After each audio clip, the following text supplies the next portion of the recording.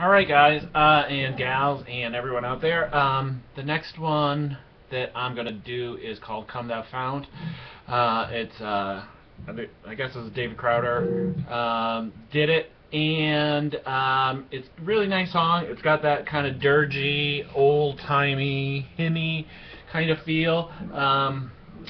One of the things, the version that I found on YouTube, it's in E, and one nice thing about the way that the bass is tuned is that there's a lot of times that you can double up and use open strings kind of as drones, and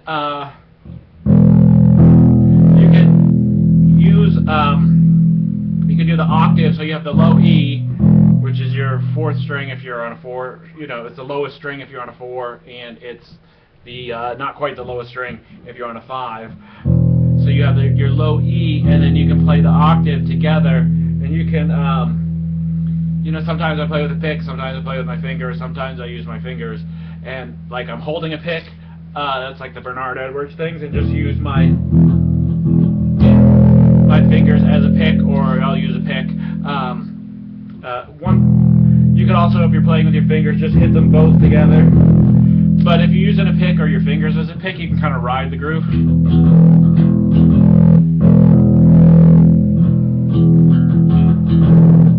And you just mute with your other fingers strings you don't want played. So instead of hitting my beat, sometimes I hit it. I'm just not the most accurate ever. So you just kind of mute it out, and then so the first chord in it is E. Come thou fount of every, and then it goes to B, blessing, and then I can hit the low B and the octave B together.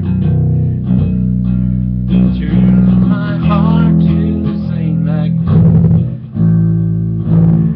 And then you can hit the A, which is your 5th fret on your low E string. This one's not an octave, it's a unison. Or I suppose you could, if you wanted to keep it going, you're just playing.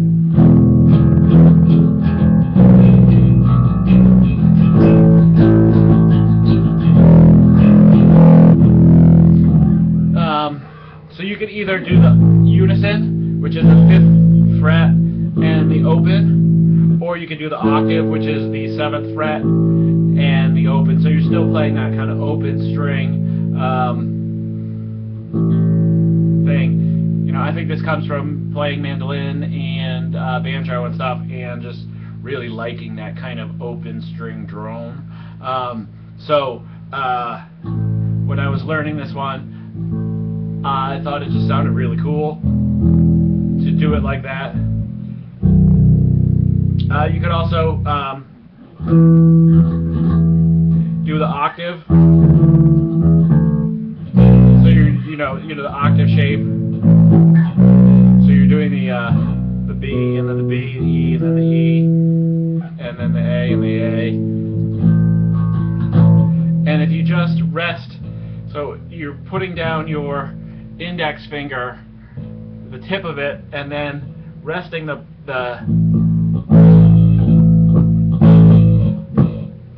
pad of your finger on the string below it, you're not going to make any sound. I mean, if you're right over the fret, you're going to get the harmonic. But if you're back a little bit, you don't really get it. A little bit, but you can kind of strum.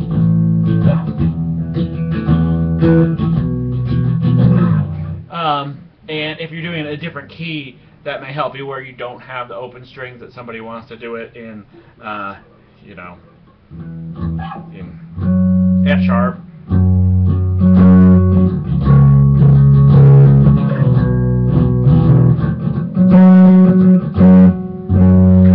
So you can move it around that way and have a little bit more interesting kind of sound, as opposed to just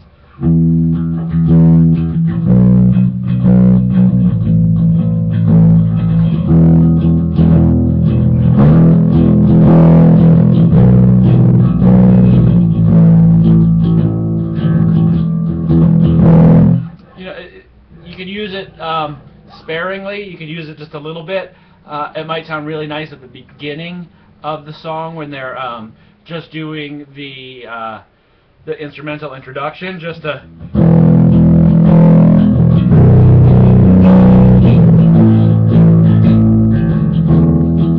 And then when they go right into the verse.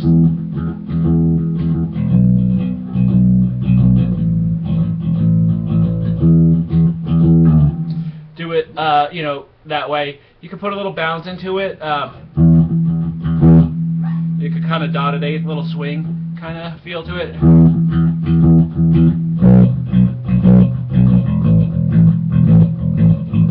Or you could just go right on the quarter notes. So just kind of a couple ideas for it. You know, honestly, I hadn't planned on. This one's a pretty simple song, and I've already spent almost 6 minutes kind of talking about a 4-minute song. So I'm gonna just go right into it and.